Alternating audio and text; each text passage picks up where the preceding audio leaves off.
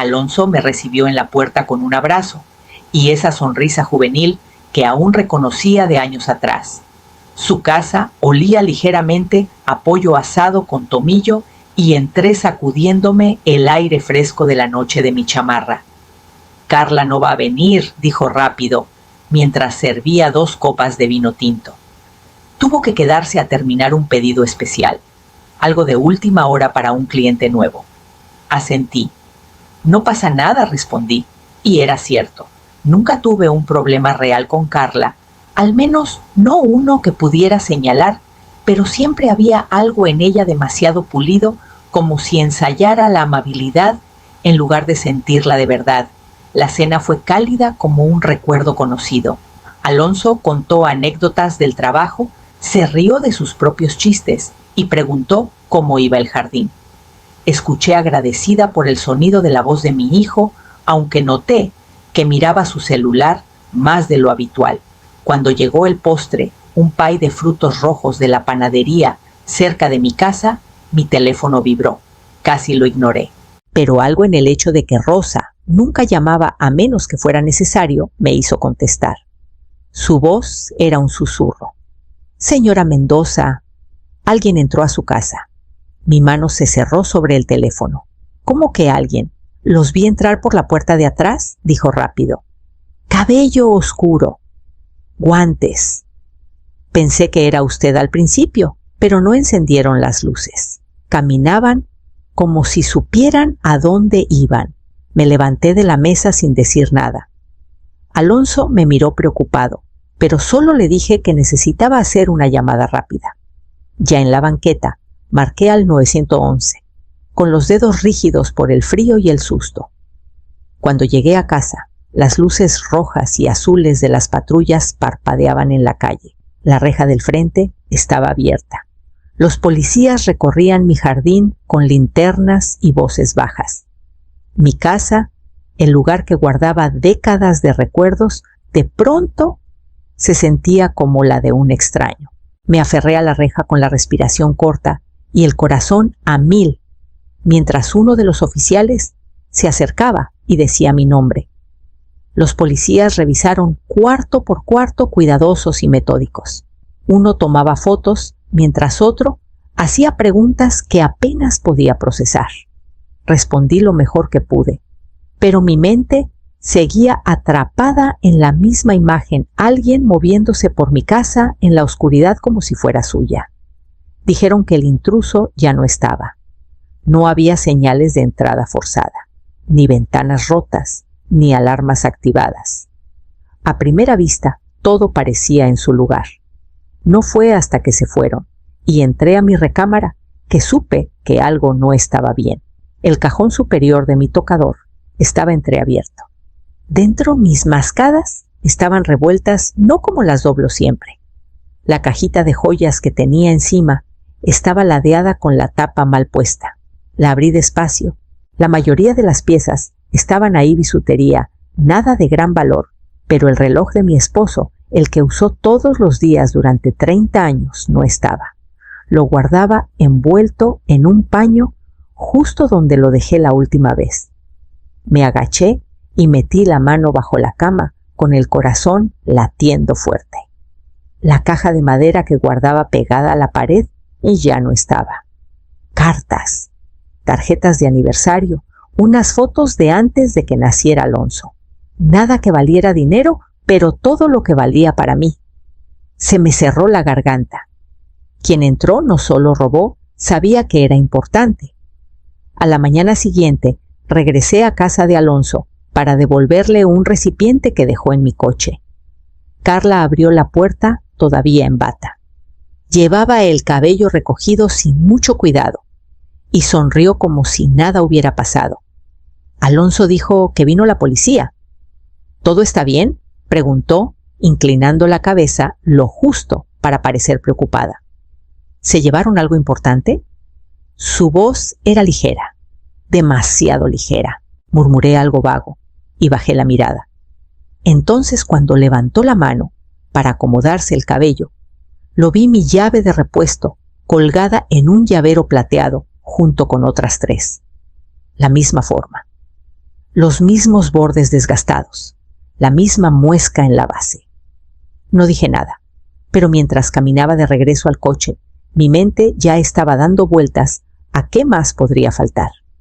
Pasaron 3 días. La policía archivó el reporte, clasificó la entrada como no violenta y sugirió con suavidad que probablemente fue algo de una sola vez, algo al azar. Nada de qué preocuparse. Aún así, me recomendaron cambiar las cerraduras. No lo hice. En cambio, comencé a observar.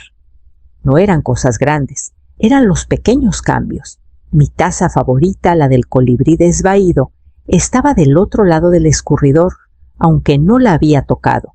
Una puerta del mueble de la cocina estaba entreabierta cuando siempre la cierro del todo. En el baño del pasillo había un aroma leve, quizás a lavanda o eucalipto, algo que yo no usaba. Me quedé ahí más tiempo del necesario, dejando que ese olor extraño se asentara en mi pecho como neblina. Rosa vino a limpiar los soclos como siempre. Le pregunté directamente si alguien más había estado en la casa. No, señora, solo yo. Siempre solo yo, dijo frunciendo el ceño con genuina preocupación. ¿Cree que alguien sigue entrando? No respondí. Esa noche me senté en la mesa de la cocina y escribí una lista de todas las personas que alguna vez tuvieron una llave de mi casa. Tomás, por supuesto, ya no está. Alonso todavía tiene la suya. Mi vecina Elvira, pero se mudó a Mérida el año pasado y me devolvió la llave. Rosa. Carla. Ese nombre se quedó atorado. El año pasado, ella ayudó a Alonso a mover cajas cuando vacié el ático.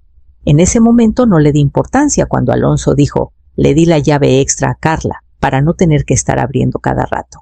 Asentí demasiado cansada para que me importara. Pero ahora veía su rostro de nuevo, esa mañana, la bata, la preocupación fingida, la ligereza en su voz. Y la risa de Alonso la noche del robo, más fuerte de lo normal, como si cubriera algo.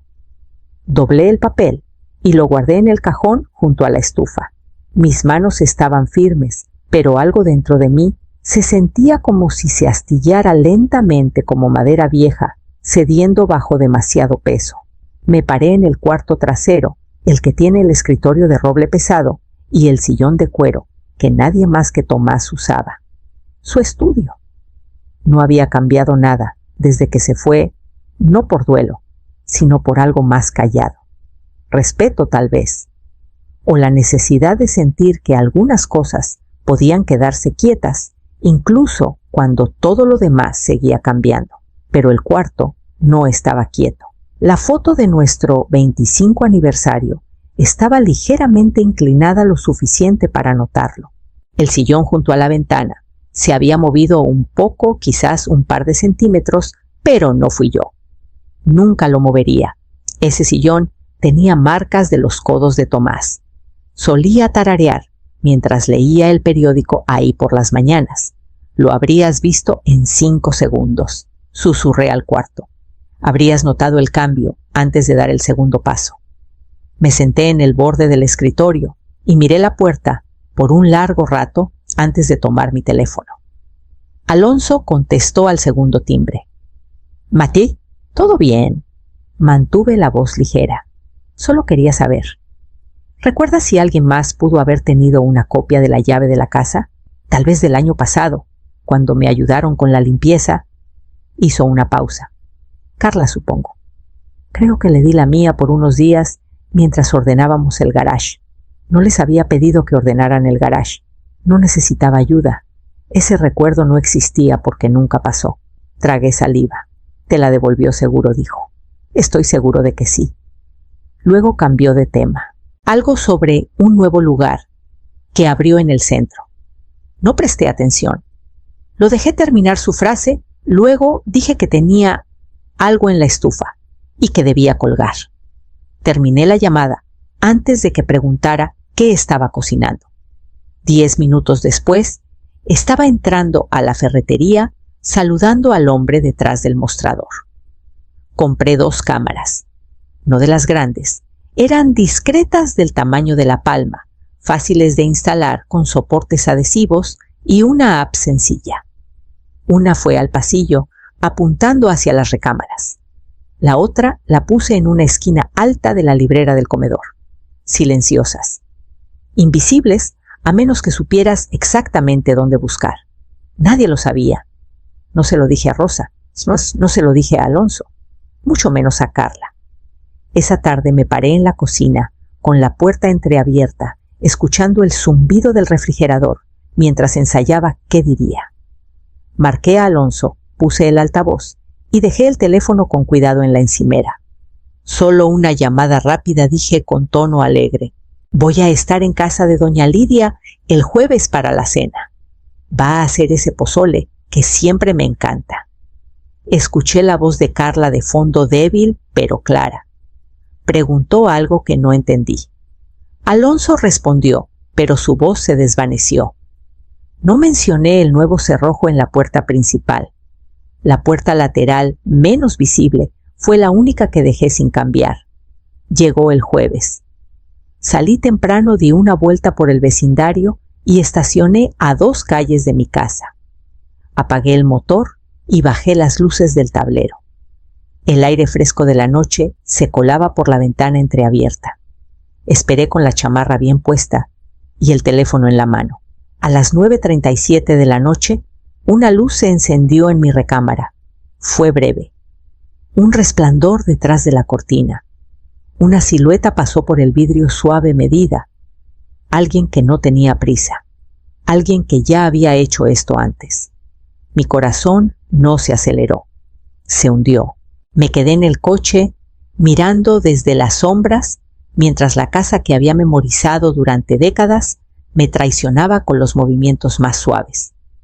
Por la mañana preparé un té y me senté en la mesa de la cocina con la laptop abierta, el video listo, pero sin tocar. Por un rato, solo miré la pantalla con el dedo sobre la barra espaciadora. Luego presioné reproducir. Ahí estaba ella. Carla entró por la puerta lateral.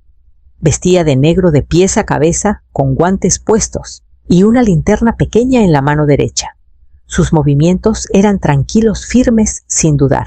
No miró a su alrededor. No se detuvo a pensar si alguien podría estar en casa. Ya lo sabía. Fue directo al comedor. Primero abrió un cajón brevemente, luego siguió hacia atrás. La cámara de la recámara captó el resto. Abrió mi closet, se agachó y sacó el baúl de cedro que Tomás y yo trajimos de nuestra luna de miel. Estaba cerrado con llave desde hacía años. Ella usó una llave pequeña y lo abrió sin problema. Adentro estaba la bolsa de terciopelo, el prendedor de mi madre, unas monedas antiguas y el brazalete que usé cuando nació Alonso. La vi sacarlo, levantarlo a la luz y guardarlo en el bolsillo de su chamarra. No se quedó más tiempo. No revolvió. No lo pensó 2 veces. Salió por donde entró silenciosa, confiada familiar. No lloré. Copié el video en una USB. La etiqueté simplemente 14 de marzo, 9:37 p.m. Luego imprimí 3 imágenes fijas del video. El perfil de Carla. El momento en que su mano enguantada abrió el baúl. El cuadro donde la bolsa de terciopelo desapareció en su chamarra. No parecía ladrona. Y ese es el tipo más peligroso, los que practican la confianza como un idioma, que sonríen y dicen gracias, que preguntan por tus rodillas mientras planean cómo pasar por encima de ti. No llamé a la policía. Todavía no. Tomé mi teléfono y escribí un mensaje corto. Pollo asado el domingo, tu favorito. Luego lo envié. Asé el pollo como a Tomás le gustaba, lento, con tomillo y sal untados bajo la piel. Alonso siempre decía que le recordaba los domingos de su infancia y ahora me apoyaba en ese recuerdo como un hilo que nos unía de nuevo. Llegaron unos minutos antes. Alonso con una botella de vino Carla, con su sonrisa pulida de siempre. Me dio un beso en la mejilla y un ramito de flores, justo lo suficiente para que el momento pareciera sincero.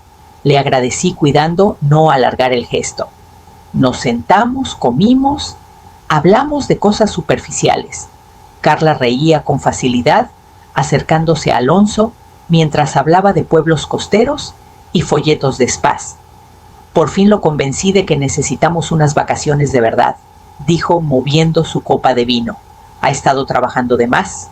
Asentí con cortesía. Después del postre me levanté sin decir nada. Alonso me miró sorprendido. Caminé al mueble bajo el televisor, lo abrí y saqué la USB. Quiero mostrarles algo. La inserté, encendí la pantalla y presioné reproducir.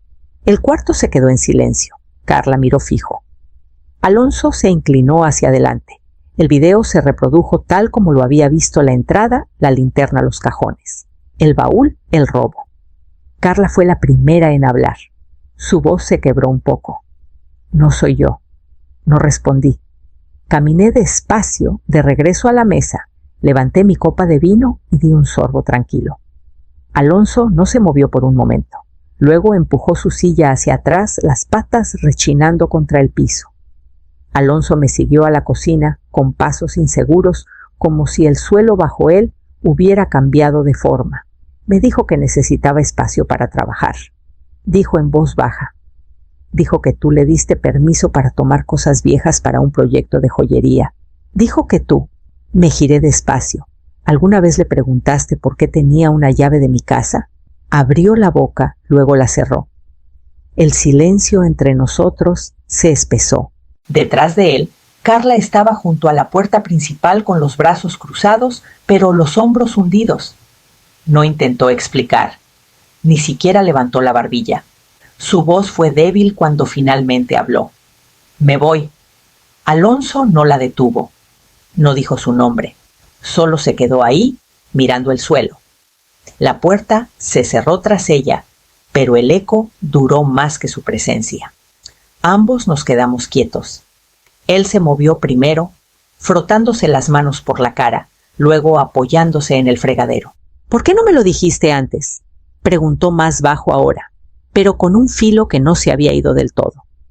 Tomé un trapo y comencé a limpiar la mesa lento y firme, un hábito más que una tarea.